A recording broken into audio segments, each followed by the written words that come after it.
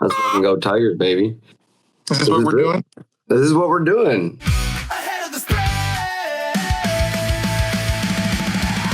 This is Ahead of the Spread, where strategy meets storylines and the analysis stays honest.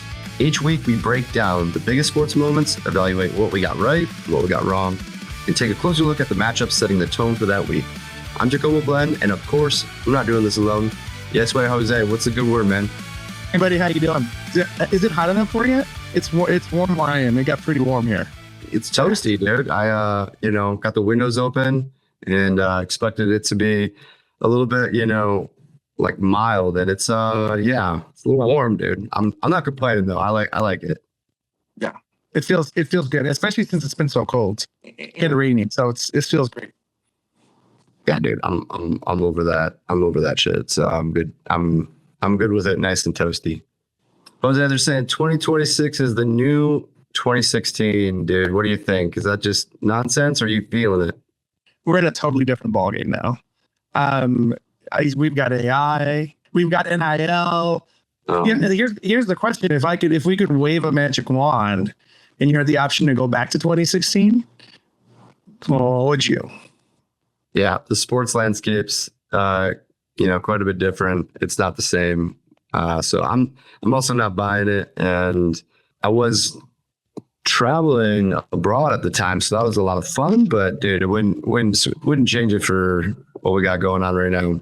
I mean, the only way I would go back to 2016 is if I could do what Biff did in Back to the Future Part 2 and just know everything that's coming sports wise, so I could make some bank. Yeah, I mean, all of the classic, time traveling tropes aside, I'm good with where I'm at right now. But of course, it's also, is it going back in time, like where you're 10 years younger? That's also appealing. But nah, I think we're good right here talking to you. I'm sticking with it. I ain't leaving. We're doing it live. So we're doing it live. We'll do it live. Let's see what Justin Golfin's got cooking up for us this week. Hi everyone, welcome back to Tea Talk. I'm Justin from @JustBeGolfing, here to give you the closing line value as we wrap up the West Coast swing and the start to the PGA season. Tea Talk, it's time for some Tea Talk. It's the part of the show where we talk golf stuff. Yeah! We've wrapped up the West Coast swing. We had a great finish at the Genesis. Bridgman held on. Rory made that long putt on 18 to make it competitive. And now everyone focuses on the Florida swing coming up. Starting in Cognizant this weekend, we're not too concerned with it. We're going to start focusing on the Arnold Palmer Invitational at Bay Hill, followed by the Players at TPC Sawgrass. What I want to do right now is flag 3 things that I've noticed at the start of this PGA season. Yeah! First flag, young guns are making their mark on the PGA Tour. Chris Gotterup has won 2 events already this season. Bridgman played really well at Pebble, except for that slow play on 18, and then won the Genesis. And my boy, Jake Knapp, has finished in the top 10 in 4 out of 5 events. Again, the only one he didn't finish in the top 10, he finished T11. Gotterup is 26, Bridgman is 26, Knapp is 31. We're seeing a lot of new faces and a lot of new winners, and I think that these are 3 guys that we're going to want to watch as we go through the majors the rest of the season. They're just going to keep playing and being competitive. Flag number 2, let's talk Scotty Scheffler and Rory McIlroy. Really 2 different sides of the same coin here. Scotty Scheffler, +7 on Thursdays when all of his rounds are combined. 42 under Friday through Sunday. So he is having a slow start. He's playing late afternoon, he said, and that was holding him up. But I do think he'll get back to his winning ways as we move further into the season. Rory, on the other hand, playing really consistent golf. Played really well at the Genesis, almost came all the way back there to force a playoff with Bridgman. I think that now that he has won his Grand Slam, you're just going to see him really turn it up at the majors and at the Players. He's the defending champion there. And remember that playoff with JJ Spawn last year was so exciting. So I think he's just targeting larger and larger events this year now that monk is off his back of completing the Grand Slam. So we'll watch both of them to win more tournaments in the coming weeks. Okay, our third and final flag is the redemption arcs that we're starting to see from Colin Morikawa and Jordan Spieth. Morikawa broke a 3-year winless drought at Pebble, once known as the best striker on tour. You really see him starting to gain some confidence. And Jordan Spieth is kind of the same way. When you watched him at the Waste Management Open, he was really striping the ball. And at the Genesis, he shot 4 rounds under par, which is something that feels like it's been forever. He's also pursuing that Grand Slam title. So I'm hoping that both of these guys really compete for the rest of the season, and they're definitely 2 players to keep an eye on.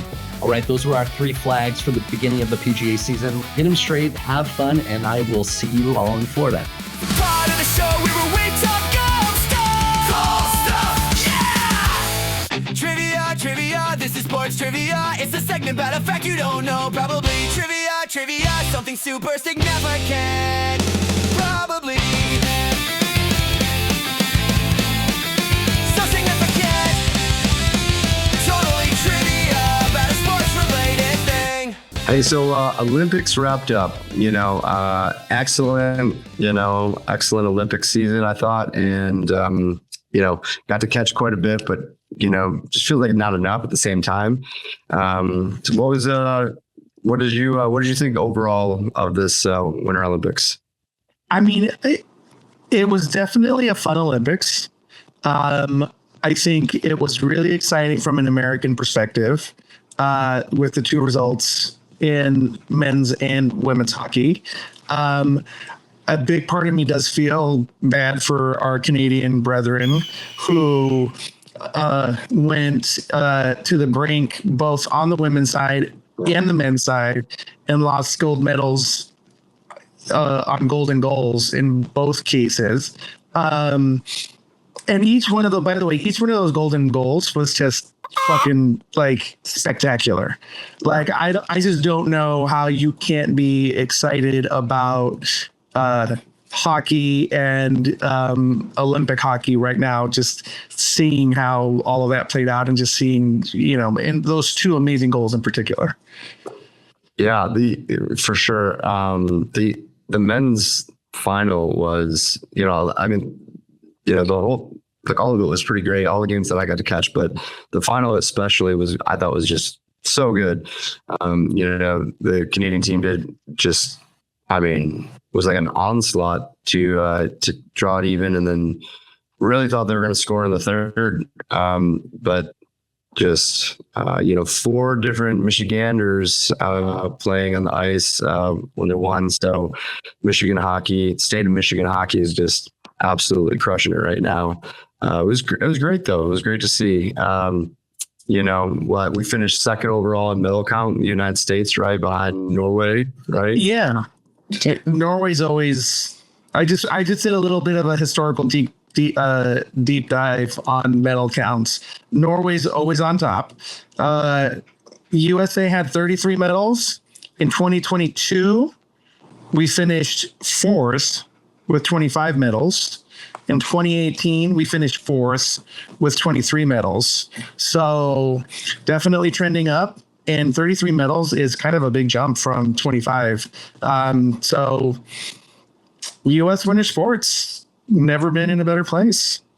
It's good to see. I guess the final take that I have on the Olympics is, what's your take on the ski mountaineering? Isn't that the first year that they did it? The one that they're kind of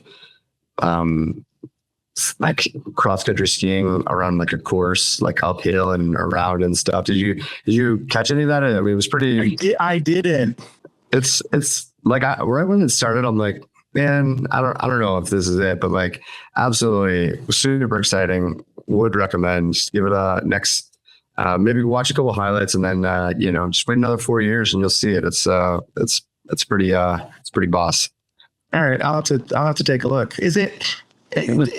For some reason, I might not see it. It feels like it has like biathlon vibes to it. Is it more like cross country skiing vibes? Like, what's the?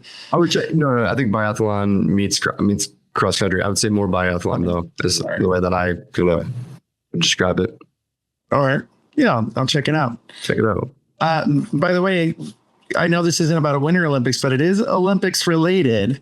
Did you see that baseball got added to the slate of sports for the 2028 Olympics? Really? Oh, cool. Yeah.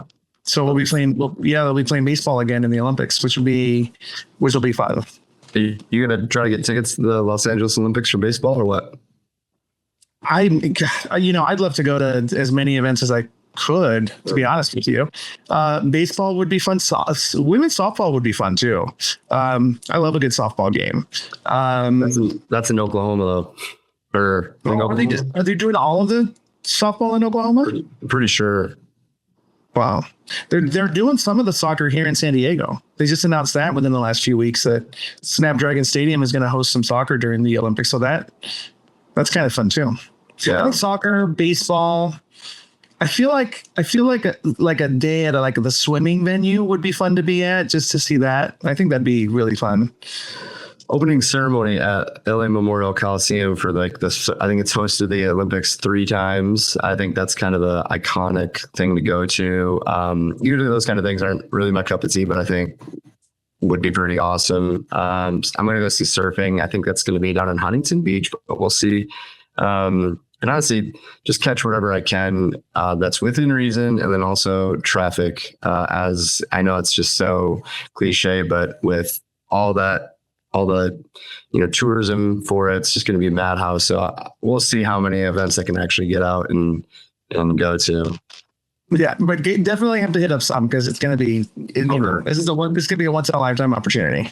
Absolutely. And and honestly, I've heard that tickets are a little bit more affordable than you might expect, but we'll see how that actually translates here, locally. But all right. Hey, Jose, one of our favorite topics, NCAA tournament. You and I just, absolutely love it. Love it. It's, probably my favorite time of the year over anything.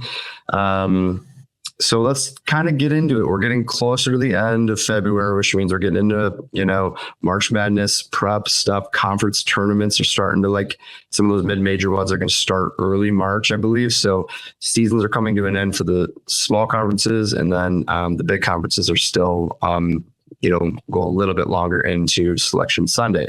So I wanted to kind of bring a couple different teams and topics up and where you might see them being seeded. So first one, which I kept thinking about, is Houston. Clearly, you and I both like Houston quite a bit, and we'll see where that goes with them. I think that they have the talent, but at the end of the day, they've dropped 3 in a row. I think they've lost 5 total. We'll see, what the buzz is on that team going into it. Going into the weekend, they're at that, 1 seed line, dropping these games. Most teams get docked pretty hard. It looks to see that they're floating around that 2 line. I have thoughts on this one, but I kind of want to hear your thoughts first. If the season ended today, where's Houston in your mind? I probably pretty solidly a number 2 seed. I think as of right now, they're definitely not a 1 seed in the 1 seed conversation. So I think a 2 seed, with potential to drop down to a 3 seed unless they right this ship. It's funny how last week I was I doubled down on my prediction that Houston was going to be in the national championship game, and here I am a week later talking about the fact that they've lost 3 in a row, and 3 pretty big games. It's the big game kind ofness of it that really gives you concern, because once you get into March and you get into the later rounds of the tournament, it's every game's going to be against a big opponent potentially. So it is a little concerning to see them struggling against kind of the better teams in college basketball. So I don't know. Like, as of right now, picking them to go to the national championship game, I just don't feel confident about that at all. The only kind of saving grace there, I think, is that who is going to be in the national championship game? Because you just when you think oh, this is the team, they stumble. And we're kind of seeing that all over the place. And it really does feel like it's just kind of anybody's kind of title to take right now. Yeah, we chatted a little bit about that. Remember when you're giving me guff about not thinking all number 1 seeds were gonna make it, and now Houston's gonna be a 2, maybe 3. And what if they make it as a 3? Does that validate your train of thought or mine? I mean, honestly, I think that there's I think this is pretty top heavy. With not just the 1 seeds. I mean, any of those 1 seeds can drop to those 4s, I think. Would you really be surprised that Texas Tech, I know no Toppin, but Texas Tech beats, some of those top teams. Gonzaga's in the 3 seed range. Kansas, if Darren Peterson is cooking, would that be surprising? Florida's currently the whole Houston thing for me was I would put Florida above them, but Bracket Matrix has them solidly on the 3 line. And for me, Houston, 5 losses. Sure, they're the good teams, but I don't know. You got to start winning, don't you? Also, right. Iowa State has a lower bracket matrix ranking than Houston, which doesn't make sense to me. 1 fewer loss, and they beat them. Plus, we'll see what happens with Purdue, Illinois, Nebraska. I mean, it's the Big 10 and the Big 12 both have just so many teams up there. They're just beating themselves up, which, like I said, I think we're gonna have some really good, Sweet 16, Elite 8 games, maybe even round of 32. First round might not be as entertaining, but I mean, it's always entertaining, right? So I'm Houston as a 3. So we'll see. I think it's possible. It's definitely possible. And I just want to know, Ken Palm's got Houston as a 6 seed, or as a 6th team in the country right now, and they've got Florida as a number 5. He's got Florida at number 5. So, and Florida has come on strong, in the last month and a half. So, I don't think that it's inappropriate to bump Florida above Houston right now. Houston's in a tough spot. They've got to pull it together, or else this thing's going to slip away. They've got Colorado. They're at home against Colorado. They're at home against Baylor, and they're away at Oklahoma State to close the season. So,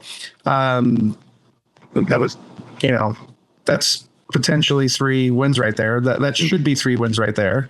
Potentially enough to right the ship, but they don't have another big test until they get to the tournament.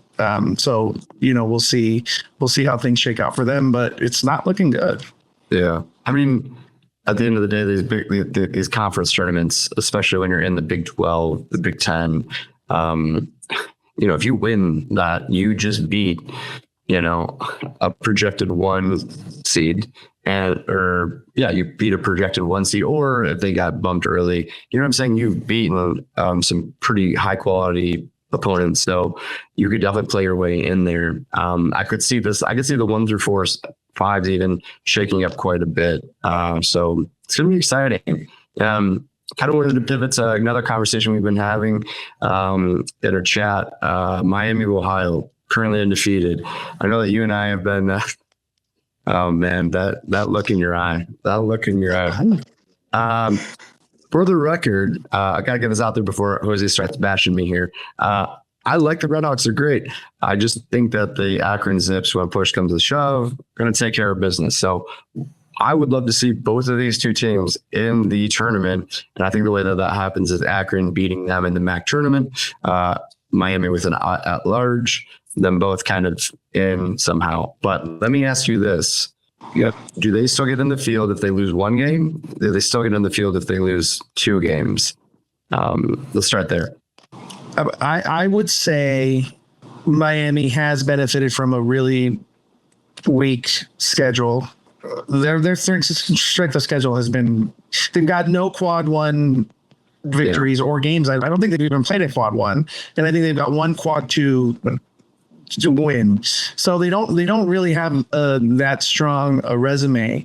I think if they get 1 win or if they get 1 loss, that's probably still enough to get them into the tournament. I think 2 losses is when they really start to toggle that bubble line. And then it just depends on where the metrics shake out for them. I was reading up on this wins above bubble stat, which I hadn't heard of until today. But there is a stat that tracks how a team does in relation to other teams that are on the bubble. And a projection that I saw today, just looking at different scenarios for them. But if they get one loss, they're still in a good wins against bubble scenario. 2 losses could potentially keep them there. But I think 2 losses, you're just increasing the odds that the metrics are going to shake out in your favor. And this is all looking at it from a perspective of the NCAA selection committee. Sure. So, the easy answer is just win, and it's not going to matter. I give you shit about the Miami of Ohio because I like to give you shit, number one.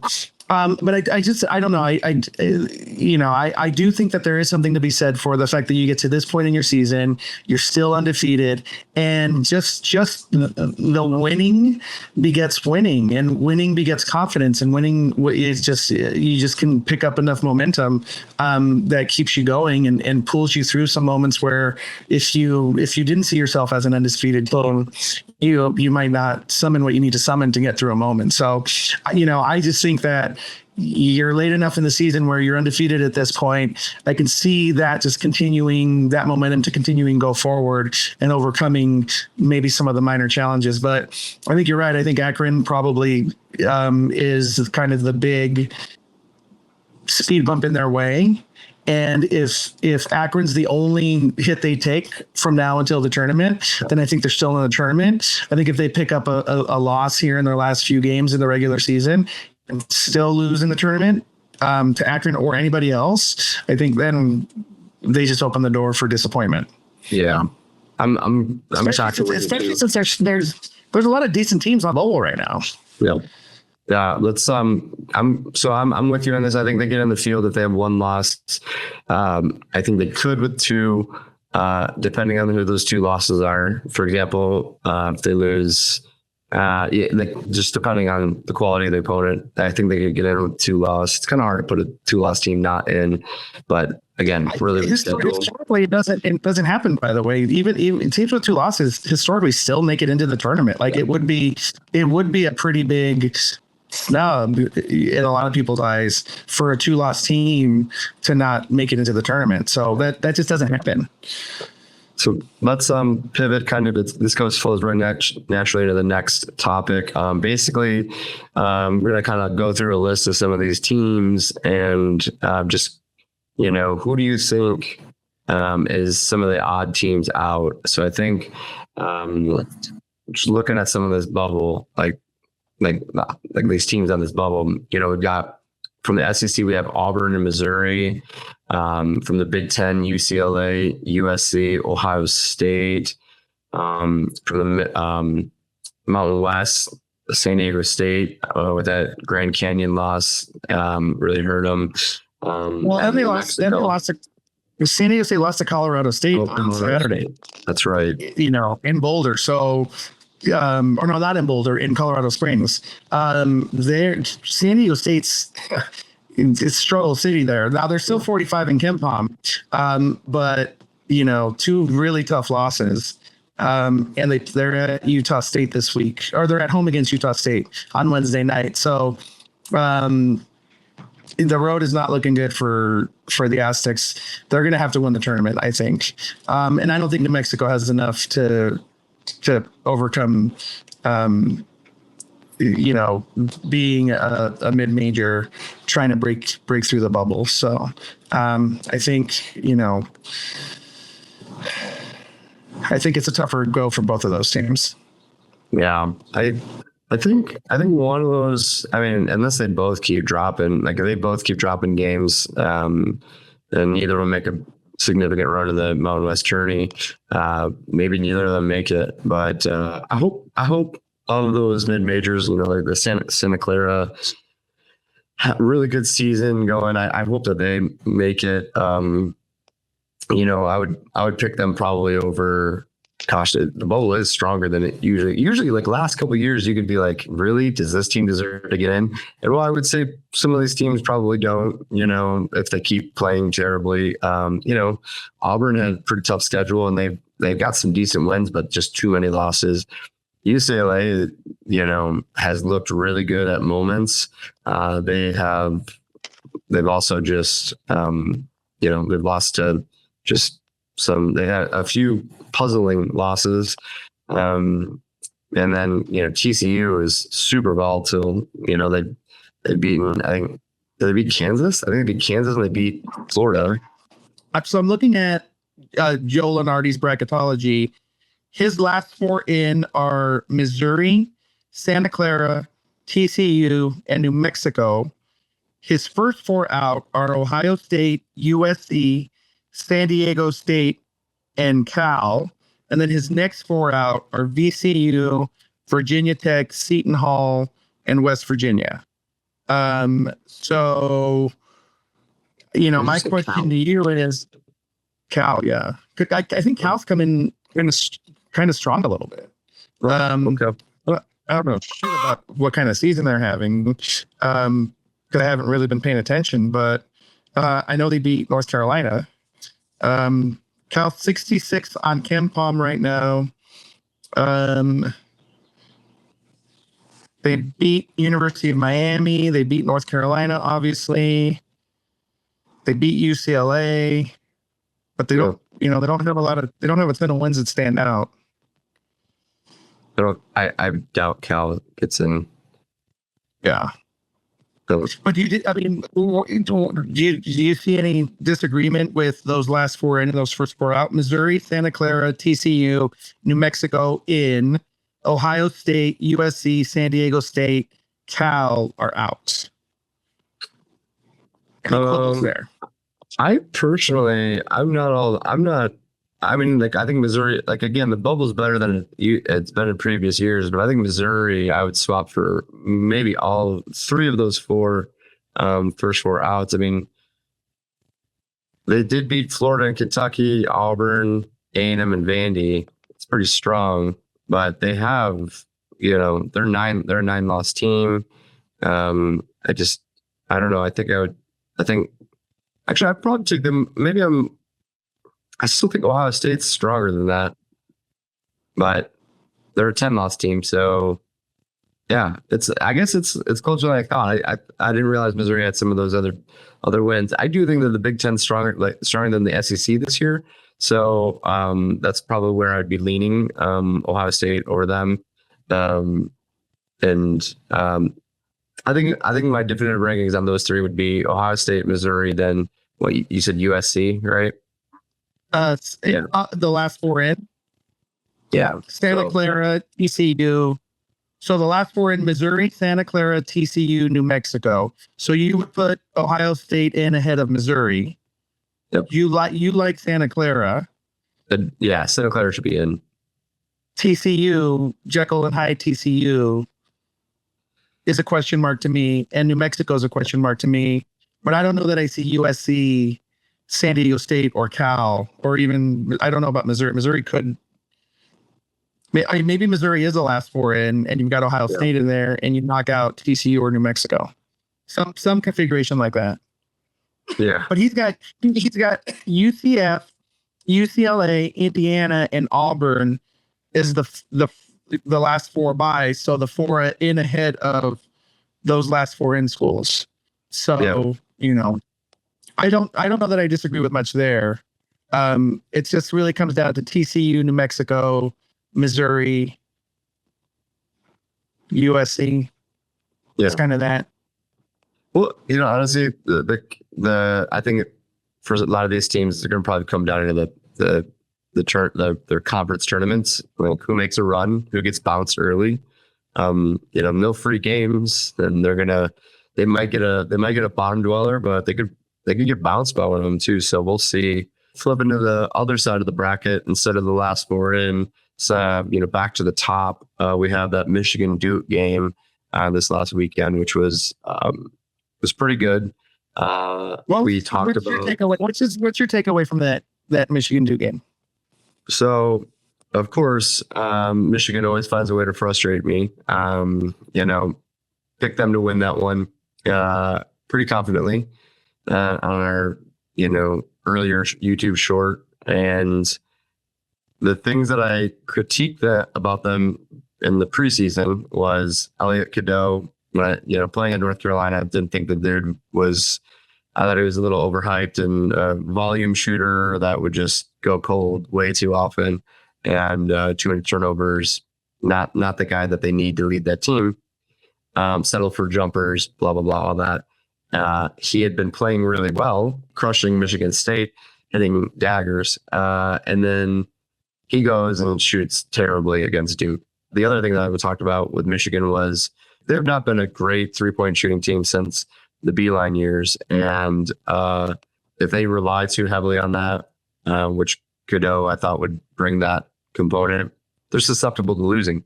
And they're the second best 2-point field goal shooting team in the nation. Shoot your twos. Like, they take good shots, take good quality shots. I know hitting threes opens it up a little bit, but they just settled for 3 after 3 against Duke. Shot, I think, 25%. Just so the things that I was giving them props on the whole season leading up to that Duke game, all out the window, and they still almost beat Duke. So my takeaway is Duke is still for real, incredibly good team. Shire made a lot of really good adjustments, which sometimes I think he could be criticized about that in the past. So kudos to Duke. They're more for real than I thought. And then I still think I think these are 2 of the top 3 teams. So I think I'm not as worried about if I'm rooting for Michigan in the tournament, which I'm not, by the way. I would not be afraid to continue rooting for them, because I think that they're a very strong team. If that energy's up for that team and they're clicking, it's just blowout city. So I think they have the ability to even blow out some of the top teams. So I don't think you can say that about a lot of the other ones. So that's my take on it. What did you come away with?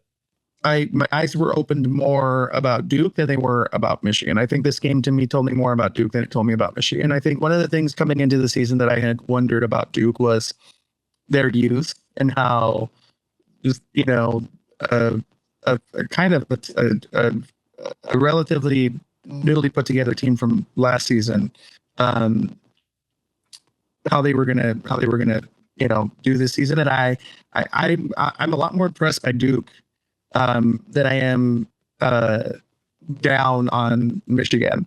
And I think Cam Boozer, I'm wondering if he's the number 1 pick in the NBA draft at this point. And I think what he did against Michigan, 19 points, 2 blocks, 10 rebounds, 7 assists.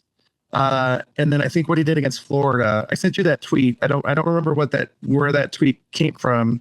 But it just noted that against Florida and Michigan, Boozer had no problem handling their big man. And I just think that that's a really good sign for him. Against Florida, they beat Florida 67-66 at home. He had 29 points in that one. He had no blocks in that one. But the guy's a baller. And I think we're entering that part of the season where, especially as we get into the tournaments, that these games become about big players and big moments. And I think Cam Boozer is now really on my radar as like potentially the best player in the country right now. I think he was one of the highest rated recruits coming in, and obviously that's what Duke gets all the time now. So not a surprise. He looked a little like I'm again. One of the things I gotta not continually do is be biased about seeing, 1 game or 2 games, and then just that solidifies the opinion since teams and players evolved throughout the season. But seeing the Michigan State Duke game, Duke came out on top. Michigan State was leading for most of it. I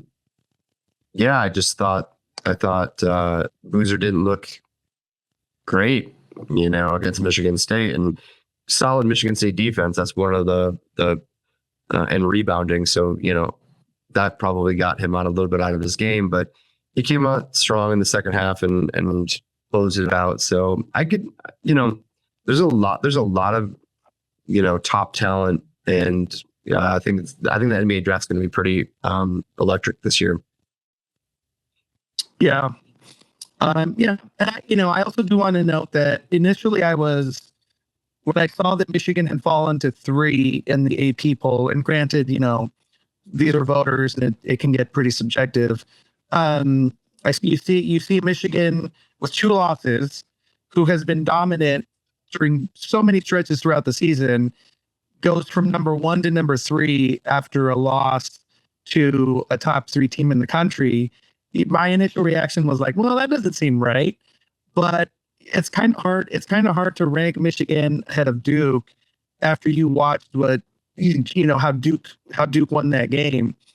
And then Arizona, it's hard to pull Arizona out of that number 2 spot. I think that win against Houston was pretty major. I know Houston's down a bit right now, and it might have been a wounded opponent that they beat, but they still beat him without their main guy. So it's hard not to give Arizona its flowers for what it's doing right now. So I think Duke 1, Arizona 2, Michigan 3. It's not crazy, and I suspect that from now until the tournament, there's going to be movement in there, but that could be your top 3 right there. Going back to their schedule, Arizona was an SEC wrecker. They beat Florida, they beat Auburn, they beat Alabama. That's pretty solid. Then on top of that, they beat UCLA and they beat UConn. That's a crazy non-conference. And you're right. I think the SEC is a little overrated this year. I'll put that. I think that's they've come up big in the last 5-6 years, but I think this is a little bit of a down year. And Florida is the key team out of that conference. I don't think any other team is a real contender outside of that. So I guess you got to put Michigan somewhere. It's just crazy that they're at the 3 spot, but Duke beat them. They're all 2-loss teams. I guess I'm not putting them over this Arizona team, but yeah, it's tough. We'll see. For what it's worth, both Ken Pom and Torvik have Michigan at the top. Still. So, and by the way, this time next week, who knows how things are going to get shaken up, but I really can't fault the AP voters how they voted given everything that's transpired in the last week. It's an exciting finish. I don't think our national champion is going to come from the SEC. I think our national champion's very likely to come from the Big Ten. And I think the Big 12 is next up. Duke, let's not forget about Duke either. If you told me right now that the national championship game is going to be Michigan Duke, I'd be like, all right, I can totally see that and can appreciate and enjoy it. I think it's 2 high caliber basketball teams. Those are 2 quality teams. It'd be a good game to watch. It's the 2 teams. UConn's getting up there now, but Michigan and Duke every single year they're the 2 teams I like to see drop. But you're right, they're good teams, and it would be a great championship. But I think there's gonna be some more madness than that. I think we're gonna see some upsets, dude. I think it's gonna happen. So, but it's gonna be fun. And that would be fun too. So let's bring it on for it. Conference tournament's just around the corner. So I think next week, let's get ready for some more conversations a little bit geared towards some of those conference tournaments, maybe some previews, and chat a little bit more about that. So it'll be really exciting time. A lot of teams have the big conference teams have like 3 or 4 games left. So some of them 2, I think. So we're getting down to it. So yeah, exciting stuff, dude. This is great. This is what we live for. Thanks everyone for joining. This is Ahead of the Spread. On behalf of Yes Way Jose, it's Cognizant here. We'll see you next week. Cheers. Peace. Ahead of the spread.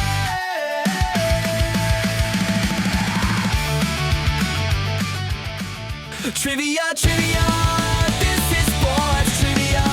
We thought we forgot about the trivia, probably. Trivia, trivia. Did you get it right? Probably. Probably. Trivia. Did you get it right? Probably.